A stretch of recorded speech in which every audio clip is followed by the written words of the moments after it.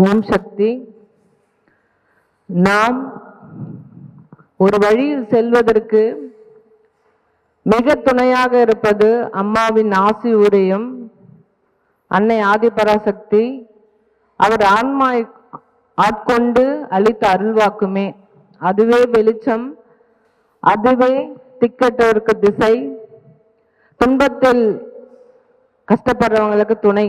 அதனால ஒவ்வொரு முறையும் மேல்மருவத்தூர் ஆதிபராசக்தி சித்தர்பீடத்திற்கு வந்தீர்கள் என்றால் நாம் தெரிந்து கொள்ள வேண்டியது அம்மாவின் அருள்வாக்கு என்ன, அவர் சொல்ல வந்த விஷயம் என்ன, அவர் மூலம் நாம் இப்பிறப்புக்கும் இறப்புக்கும் நடுவில் நாம் வாழ்ந்து காட்ட வேண்டிய நிலைகள் என்ன என்பதே. அதற்கு எடுத்துக்காட்டு இப்போது அமைக்கப்பட்டுள்ள கல்வெட்டு. அதை நீங்க கண்டிப்பா உங்களுக்கு வாசிக்கிற திறன் இருந்தா அதை வாசிச்சுட்டு தான் போகணும். மருவத்தூர்ல வந்தா எப்படி மூலமந்திரமும் தொண்டும் அன்னதானமும் அவசியம் போல அந்த கல்வெட்டுல இருக்கிற ஒவ்வொரு அருள்வாக்கின் கருத்தையும் உள்வாங்கினா மட்டும்தான் நம்மளுக்கு அதனுடைய வாழ்க்கையை அர்த்தம் புரிந்து பொருள் புரிந்து அருளை அடைய முடியும். எல்லாருக்கும் புரியணுன்ட்டு தான் அம்மா அருள்வாக்கு தமிழ்ல சொன்னாங்க. அன்னையின் அருள்வாக்கு புறாவும் பக்தியும். கையில் பிடித்து வைத்துள்ள ஒரு புறாவை பறந்து சென்று விடாமல் கவனமாக பிடித்து கொண்டிருப்பது போல அம்மாவின் திருவடியை கவனமாக பிடித்து வைத்து கொள்ள வேண்டும். சற்று கவனம் சிதறினால் புறா உன் கையில் இருந்து ஓடிவிடும். அதுபோல போட்டி, பொறாமை, சலசலப்பு என்று உன் கவனம் மாறும்போது உன் பக்தியும் பறந்தோடிவிடும். தெளிவு, இந்த கண்கள் உன் திருமேனியை காண வேண்டும். தெளிவு, இந்த காதுகள் உன் வாக்கை கேட்க வேண்டும். தெளிவு, உன் நாமத்தை இந்த நாவு செப்பிட வேண்டும்.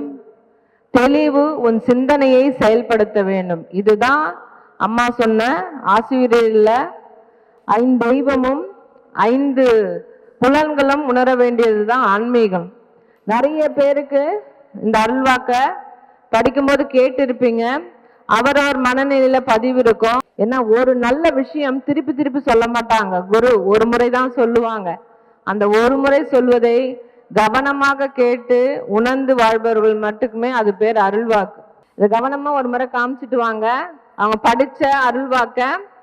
ஏன்னா எப்படி நம்ம ஒருநிலைப்படுத்துது நான் சொன்னேன் இல்லையா, மனசை ஒருநிலைப்படுத்தும் போது மட்டும்தான் அம்மா என்ன சொல்ல வராங்க, எந்த ஆபத்துல இருந்து காப்பாற்ற வராங்க, எந்த முறையில் நம்மளை வழி நடத்த வராங்கன்னு தெரியும்.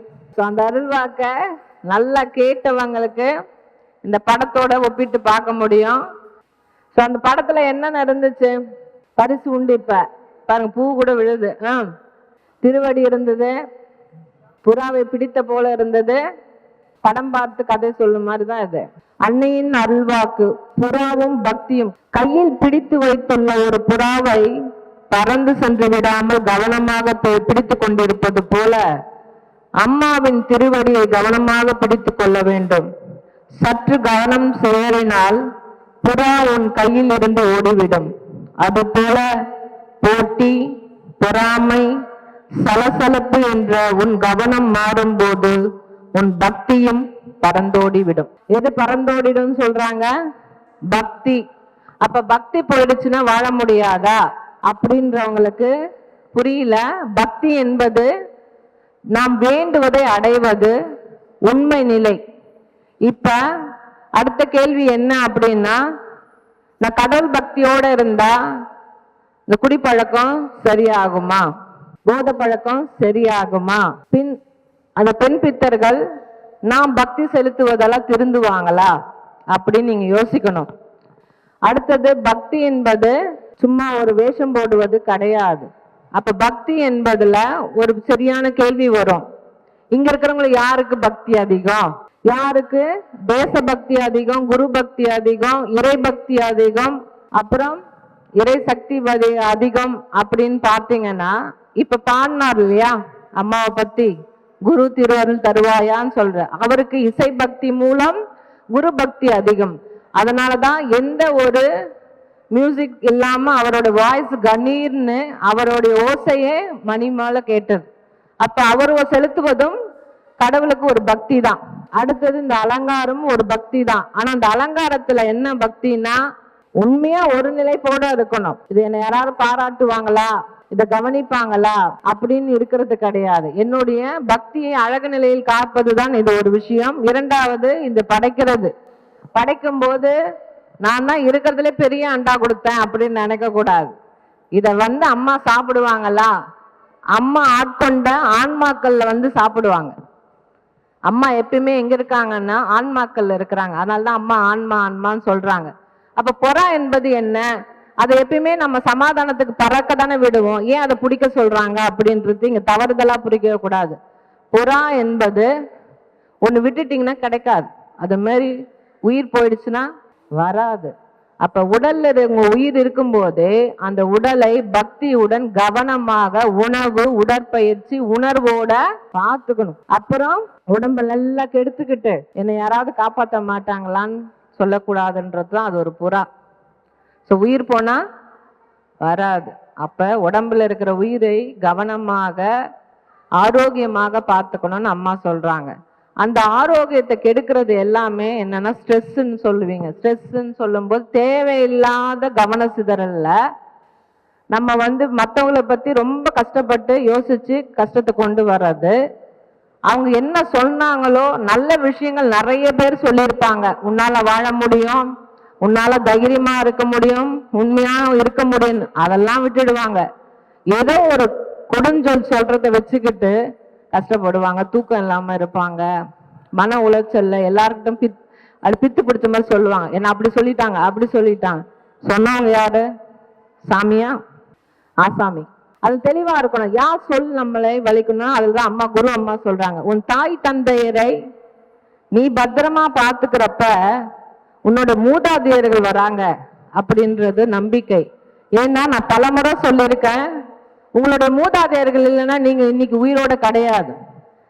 அதாவது ஒரு குழந்தை அப்பா அம்மா இறந்த பிறகு ஒரு பாட்டி எடுத்து வளர்த்திருப்பாங்க, ஒரு குழந்தை அனாதை ஆனப்போ ஒரு தாய்மாமன் எடுத்து வளர்த்திருப்பாங்க, ஒரு சித்தி முறை உள்ளவங்க எடுத்து வளர்த்திருப்பாங்க.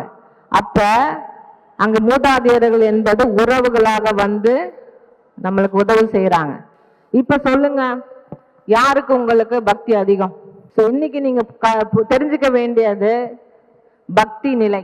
பக்தி நிலையில இன்னைக்கு நான் வியாழக்கிழமை வந்திருக்கேன், எனக்கு குரு பக்தி எப்படி இருக்குன்றதுல நீங்க இதை முடிச்சுட்டு போகும்போது மனசு அமைதியாக, நிம்மதியாக, பேர் ஆனந்தமாக இருந்தால் நீங்கள் குரு பக்தியை அடைந்து விட்டீர்கள். அப்படி கோயிலோட கடைசி போகும்போது பல பிரச்சனைகளை யோசிச்சீங்கன்னா உங்க பக்தி நிலைப்பாடு கேள்விக்குறி. புரியுதுங்களா? அடுத்தது பக்தி என்பது ஏமாற்றுவது கிடையாது, பொய் கிடையாது. பக்தி என்பது உனக்கு நீயே சொல்லப்படும் கருத்து. இதுதான் நீங்க புரிஞ்சுக்கணும். எனக்கு பொறாமலாம் கிடையாது சக்தி அப்படிலாம் சொல்லக்கூடாது. யாராவது நல்ல சந்தோஷ விஷயத்த சொன்ன உடனே டக்குன்னு ஒரு உங்களுக்கு ஒரு குணம் வந்துச்சுன்னா அது பேர் பொறாம. அடுத்தது அம்மா என்ன சொல்றாங்க? கவனம் இருக்கணும். இப்ப வந்தோம் இல்ல, அம்மாவை நினைக்கணும். அம்மா இங்க தோன்றி உங்களுக்கு உணர்த்த பார்ப்பாங்க, இது மாதிரி நீ பேராபத்துல இருக்க, நீ கவனமா இரு, நீ ரோட்ல போகும்போது கவனமா இரு, இப்போது பருவம் மாறுகிறது, வெயில் காலம் வருகிறது, அதெல்லாம் உணர்த்த பார்ப்பாங்க. அதனால நீங்க கவனமா இருந்து, நீங்க பொறுமையா இருந்து அப்பதான் உங்க பக்தியை உணர முடியும் அப்படின்னு அம்மா சொல்றாங்க. அடுத்தது நான் உங்ககிட்ட ஒரே ஒரு விஷயம் தான் கேட்க போறேன். பக்திக்கு அப்புறம் அப்பா என்ன சொல்றாங்கன்னு கவனமா கழிச்சிங்களா? அம்மா சொன்னாங்க 3 அவசியம், பக்திக்கு 3 அவசியம் சொன்னாங்க. என்னது அது? தர்மம், தர்மம், தர்மம். அம்மா, தர்மம், தர்மம் என்றது அதாவது நீ எதையாவது செய்து விட்டு போ, அதுதான் உன்னுடைய பக்தியின் செயல்பாடுன்னு சொன்னாங்க. அடுத்தது என்ன சொன்னாங்க? இயற்கைன்னு சொல்லிட்டு உட்கார்ந்து இருக்கவங்க யாரெல்லாம் செடிக்கு தண்ணி ஊத்துவீங்க? அதெல்லாம் கிடையாதுமா, நான் நிறைய தண்ணி குடிச்சிட்டு பிளாஸ்டிக் ஒண்ணா அந்த செடிக்கு போடுவேன். ஒரு சொட்டு தண்ணி குருவிக்கு வைக்காதவங்க கொஞ்சம் மீதி இருக்கிற தண்ணிய வீணாக்காம, கழிவு நீரா ஆக்காம நீங்க செடிக்கு பிடிச்சு விட்டணும். சரியா? இங்க இருக்கீங்களா, யார் வீட்டுல சிங்க் இருக்கு, கிச்சன்ல சிங்க் இருக்கு, அதுல அப்படியே தானே திறந்து விடுவீங்க அந்த தண்ணிய. அதுல ஒரு பக்கெட்டு வச்சு அந்த அரிசி கழுவுன தண்ணி, காய்கறி தண்ணி எல்லாம் புடிச்சு எடுத்துட்டு போய் ஒரு செடிக்கு ஊத்திருக்கீங்களா? ஊத்துனவங்க மட்டும்தான் என்ன சக்தி பக்தி இருக்கு, இயற்கை பக்தி இருக்குன்னு அர்த்தம். தண்ணி போனா வராது. சரிங்களா? அடுத்தது கடைசியா நான் ஒரே ஒரு 3 நிலைப்பாடு தான் காட்ட போறேன். அருள்வாக்குப்படி புறாவை பறக்க விட போறீங்களா, வச்சுக்க போறீங்களா? ஐயோ அம்மாவே என்னை விட்டுடுன்னு சொல்ற அளவுக்கு இருக்கக்கூடாது. சரியா? இப்ப என்ன பண்ண போறேன், 3 முத்திரை காட்டுவேன். பார்க்க சாமி மாதிரி இருந்தாலும் இதுதான் பக்தியின் 3 நிலைப்பாடு. ஃபர்ஸ்ட் நடுவுல இருக்கிற விரல் உயர்ந்து இருக்கு இல்லையா, அது பேரு என்னன்னா உயர்ந்த பக்தி. உயர்ந்த பக்தி யாருக்கும் இருக்குன்னா சித்தர்கள் குருக்களுக்கு மட்டுமே உண்டு. ஏன்னா அவங்க தான் வந்த நோக்கம் என்ன செயல்படுத்திட்டு களைவதை களைந்து விட்டு அவங்க ஓங்காரத்துல கலந்துருவாங்க, இறைவனுடன் சேர்ந்து விடுவாங்க. அதுவே தாத்மீகமாக உயர்ந்த பக்தி. அதுதான் அம்மா. அவங்க குருவா வந்தாங்க, ஏழைகளுக்கு மட்டுமே செயல்படுத்தணும்னு அன்னதானம், கல்வி, மருத்துவ தானம், கண் தானம் என பல செஞ்சுக்கிட்டே இருக்காங்க. அடுத்தது அம்மா வழிமுறை, இப்படிலாம் வாழ்ந்தா நீயும் தர்மத்தில் சேரலாம், உன்னை இறைவன் காப்பாற்றுவான்னு சொல்றதுதான் ஒரு பெரிய உயர்ந்த பக்தி நிலை. அவங்க யாருக்கு பத்தியும் கவலைப்பட மாட்டாங்க. தான் உண்டு, தான் வந்த சேவை உண்டு, சிந்தனை உண்டு செயல்படுத்துறவர்கள் தான் அவங்க. அதனால்தான் இப்படி இருக்கும்போது உயர்ந்த இருக்காங்க. எப்படி இருக்கு இது? உயர்ந்தது இருக்கு. அடுத்தது எப்படி இருக்கு? மத்திய நிலை. மத்திய நிலை அப்படின்னா உங்களை மாதிரி அப்படி போலாமா இப்படி போலாமா, நான் சாமி கிட்ட இவ்வளவு கோரிக்கை வச்சேன், கொஞ்சம் தான் நடந்தது, வாபஸ் வாங்கிக்கலாமா இல்ல சரண்டர் ஆயிடலாமா, இல்ல இதுவே நம்ம கண்டினியூ பண்ணுவான்? உண்மையை சொல்லுங்க, யாரெல்லாம் இந்த மத்திய நிலையில இருக்கீங்க? மத்திய நிலையில இருக்கிறவங்க அடுத்த கட்டத்துல நம்ம உயரத்துக்கு முயற்சி செய்யணும். இப்ப நீங்க செய்யற எல்லாருமே குரு பக்தியோட செய்யறவங்க எல்லாம் மத்திய பக்தி நிலை. நல்லா கை தட்டி, இதுதான் உண்மையான பக்தி. ஏன்னா வியாழக்கிழமை தூரம் வரவங்க நல்லா கை தட்டுங்க, அவங்களுக்கு மத்தவங்க. ஏன்னா அவங்க குருவின் சரணாகதி அடைந்தவர் மட்டுமே இங்க வர முடியும். குருவை பக்தி கொண்டு சரணாகதி அடைந்து அவர் வேண்டும், அவரை காண வேண்டும், அவருடைய முன்ன நான் உட்காந்து தியானம் பண்ணணும், பக்தி பண்ணணும்னு சொல்றவங்க மட்டும்தான், அவர் அருள் இருந்தால் மட்டுமே இங்க வர முடியும். நீங்க நினைக்கிற மாதிரிலாம் வியாழக்கிழமை எல்லாம் வர முடியாது. புரியுதுங்களா? சோ உங்களுக்கு அடுத்தது இருக்கு. அடுத்தது 3ஆம் நிலை என்ன? மந்த பக்தி. மந்தமா என்ன பண்ணுவீங்க? அப்படி செய்யணும் இப்படி செய்யணும்னு நினைப்பீங்க, ஆனா செய்யவே மாட்டீங்க, உடம்ப கூட தூக்க மாட்டீங்க இல்லையா? அது கணக்கு வேற சொல்லுவீங்க. நான் செவ்வாய்க்கிழமை வெள்ளிக்கிழமை போனேன்னா அதனால இன்னைக்கு ரெஸ்ட், அமாவாசை பௌர்ணமிக்கு போனதுனால அடுத்த முறை போய்க்கிறேன். அந்த மாதிரி மந்த நிலையில இருக்கக்கூடாது. மந்த நிலைவங்க என்ன பண்ணுவாங்க அப்படின்னா கடவுளை சந்தேகப்பட்டுக்கிட்டே இருப்பாங்க. அவர் இருக்காரா, அவர் எனக்கு வேலை செய்யறாரா, அவரு நான் இவ்வளவு செஞ்சுன்னு திருப்பி ஏதாவது கொடுத்தாரா, அப்புறம் கொஞ்ச நாள் நான் வழிபடாம இருந்தா என்ன, இப்ப அவர் என்ன கோச்சுக்கா போறாரு, அப்படிலாம் நினைப்போம். அதாவது மந்த நிலையிலே இருக்கிறது, முழுமையாக எதையும் முழுவதமாக ஆவாம இந்த நிலைக்கும் போகாம அந்த நிலைக்கும் போட்டு மற்றவங்களையும் குழப்புறது. என்ன குழப்புறதுன்னா தெய்வ பக்தியா இருந்தா ஒன்றும் கிடையாதுங்க, நான் அந்த கோயிலுக்கெல்லாம் போயிருக்கேன், ஆனா அப்படி ஒன்றும் வித்தியாசம் எனக்கு தெரியலன்னு சொல்லி குழப்பறான் பாருங்க, அவன் பந்த பக்தி. அவனெல்லாம் நம்பவே கூடாது. ஒருத்தர் சொல்லி நீங்க வந்தீங்கன்னா உணர பாருங்க. அப்ப உண்மையாவே பக்தி செலுத்தி நம்ம அதை அனுபவிச்சோம்னா அது பேரு உண்மை பேராந்தம் இல்லையா? மந்த பக்தி இனிமே இருந்தா மாத்திக்குங்க. ஒவ்வொரு முறையும் கடவுள்கிட்ட கேளுங்க, என்னை மாற்றுவாயாக, என்னை திருத்துவாயாக, என்னை உன்னிடம் அழைத்து செல்வாயாக, உன்னை அடைவதற்கு வழிகாட்டுவாயாக, ஜோதி வடிவமாக, ஞான தீபமாக, அருளாக என்னை அழைத்து செல் உன்னிடம். இதுவே நான் செலுத்தும் பக்தி. எனக்கு தெரியாது, நான் பல நூல்கள் கற்கவில்லை, பல தெய்வ பக்தி நூல்களை நான் படிக்கவில்லை, ஆனால் எனக்கு ஒரு பிடிவாதம், உன்னை அடைய வேண்டும், உன் திருப்பாதத்தை சரணாகதி அடைய வேண்டும், உன்னை மட்டுமே உணர வேண்டும், உன்னை அடைய வேண்டும், உன்னில் கரைய வேண்டும். அதுக்கு எனக்கு சில பிரச்சனைகள் இருக்கு, களைவதில் சில பிரச்சனைகள், அதில் பொறாமை இருக்கிறது, கோபம் இருக்கு, பணப்பிரச்சனை இருக்கு, தினம் தினம் சொல்கள் என்னை திசை மாற்றுகிறது. அது எப்படிப்பட்டன்னா போய் வீடியோ பார்க்கணும், டிவி பார்க்கணும், செல்போன் பார்க்கணும்னு கடந்த ஒரு மணி நேரமா யாருக்கெல்லாம் உண்மையை சொல்லுங்க தோன்றவே இல்லை, கை தூக்குங்க. இந்த 1 மணி நேரமா எனக்கு டிவி சீரியல் பார்த்தியோ, கவலை கஷ்டங்களை பத்தியோ, செல்போனை பத்தியோ, வீடியோ கேம் பத்தியோ எதுவுமே தோணல. தோணுனவங்கெல்லாம் கொஞ்சம் யோசிங்க. கை தூக்குனவங்க நல்லா கை தட்டிங்க, நீங்க அது தெளிவாயிட்டீங்க.